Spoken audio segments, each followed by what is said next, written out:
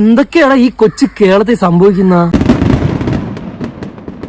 ഇന്നലെ നമ്മള് ലൈവ് ചെയ്യുന്ന സമയത്ത് മിനിയാന്നൊക്കെ നമ്മൾ പറയണ്ടായി ഈ എന്താണ് ഫുട്ബോളിൽ മതം കലർത്തുക. അപ്പം ഞാനത് സംബന്ധിച്ചിട്ടൊരു പോസ്റ്റ് ഇട്ടിരുന്നു. കാരണം എന്താണെന്ന് വെച്ചാൽ ഈ കളി തന്നെ നമ്മളുടെ അർജന്റീന വേഴ്സസ് അൾജീരിയ ആ കളി നടന്ന സമയത്ത് അതിനകത്ത് അർജന്റീന ജയിക്കുന്ന അവസ്ഥ ഉണ്ടായി. 3-0 ജയിച്ചത് അർജന്റീന.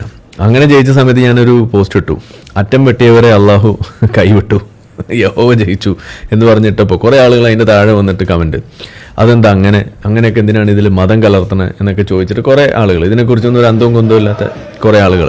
ഇതൊന്നും നിങ്ങൾ കണ്ടോളൂ, എങ്ങനെയാണ് ഈ മതം ഈ കളിയിൽ കലർത്തുന്നത് എന്നുള്ളത്. അപ്പോൾ മെസ്സി അവിടെ ഗോളടിച്ച് ജയിച്ചപ്പോൾ അവിടെ പറയാണ്, Messi is the enemy of Allah, Algeria will destroy the infidel nation of Argentina എന്നൊക്കെ പറഞ്ഞിട്ട് അവിടെയുള്ള ആളുകൾ പാട്ട് പാടുന്ന കാഴ്ച. ഇതാണ് അവിടുന്ന് നമുക്ക് കിട്ടുന്ന ഒരു സംഗതി എന്ന് പറയുന്നത്. അപ്പോൾ ഇത് മാത്രമൊന്നുമല്ല, ഇതിനു മുന്നേയും നമ്മൾ ഈ പോസ്റ്റ് ഇടാനുണ്ടായ ഒരു കാരണമുണ്ട്. അതെന്താണ്? അത് നമ്മളുടെ മുക്കാൽ മീഡിയ, നമ്മളുടെ ഇവിടുത്തെ മീഡിയ വൺ അവരൊപ്പിച്ചൊരു പണിയാണ്. അതിനെ സംബന്ധിച്ച് ഞാനൊരു ഷോർട്സ് ഇട്ടത് നിങ്ങൾ കണ്ടിട്ടുണ്ടാവും. അതിലവരെന്താ പറയുന്നത്, ലോകകപ്പ് ഫുട്ബോളിൽ മുസ്ലിം രാജ്യങ്ങളുടെ മുന്നേറ്റം എന്ന് പറഞ്ഞിട്ടൊരു പോസ്റ്റൊക്കെ ഇട്ടത് അവരാണ്. അപ്പം അങ്ങനെ ചെയ്ത് കഴിയുമ്പോൾ അതിനെ നമ്മൾ ട്രോളും. അത് പറഞ്ഞില്ലായിരുന്നു എന്നുണ്ടെങ്കിൽ നമ്മൾ ട്രോളില്ലായിരുന്നു എന്ന് നമ്മൾ അന്നും പറഞ്ഞാണ്. ഈ സമയത്ത് നമ്മളത് ട്രോൾ ചെയ്യുമ്പോൾ അങ്ങനെ ട്രോള് കണ്ടിട്ട് കുരുപൊട്ടിയിട്ട്, അയ്യോ എന്തിനാ അങ്ങനെ പറയണത്, നിനക്ക് മറ്റൊന്നുമില്ലല്ലോ, പിന്നെ എന്തിനാ നീ അങ്ങനെ പറയണതൊക്കെ ചോദിക്കുമ്പോൾ നമുക്ക് സഹതാപമാണ് തോന്നുന്നത് എന്നാണ് എനിക്ക് പറയാനുള്ളത്.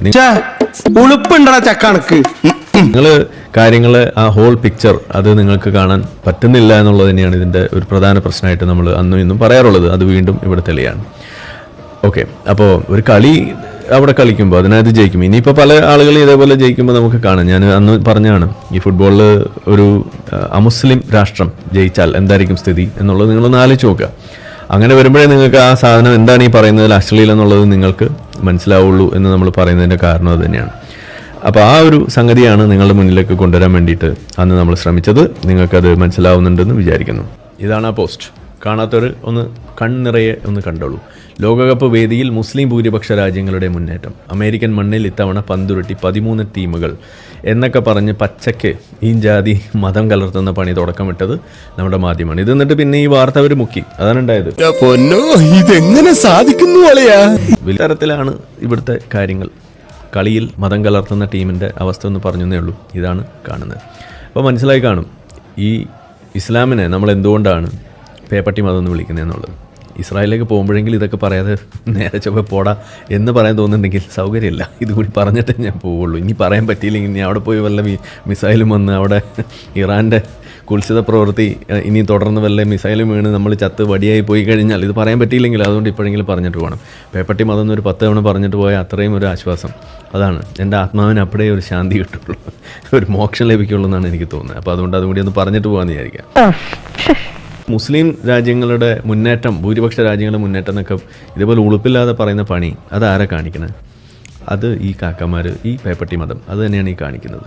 അതുകൊണ്ടാണ് നമ്മളതിനെ ആ പേരിട്ട് തന്നെ വിളിക്കുന്നത് എന്നുള്ളത് ഇനിയെങ്കിലും നിങ്ങൾ മനസ്സിലാക്കാം. അപ്പോൾ ഇതൊക്കെ കാണുമ്പോൾ വന്നിട്ട് മതം കലർത്തണോടാ എന്നൊക്കെ, വർഗീയത പറയണോടാ എന്നൊക്കെ പറഞ്ഞിട്ട് ഈ വഴിക്ക് വന്നിട്ട് ഒരു കാര്യമില്ല എന്ന് പ്രോഗ്രസ് ഉണ്ടാക്കാൻ നോക്കി, അതിനൊക്കെ നിഷ്പ്രഭമാക്കിക്കൊണ്ട് അവൻ മുന്നേറിക്കൊണ്ടിരിക്കുകയാണ്.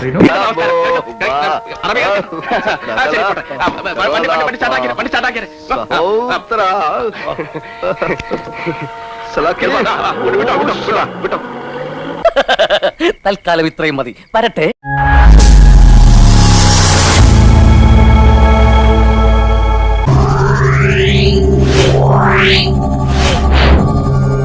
Yeah.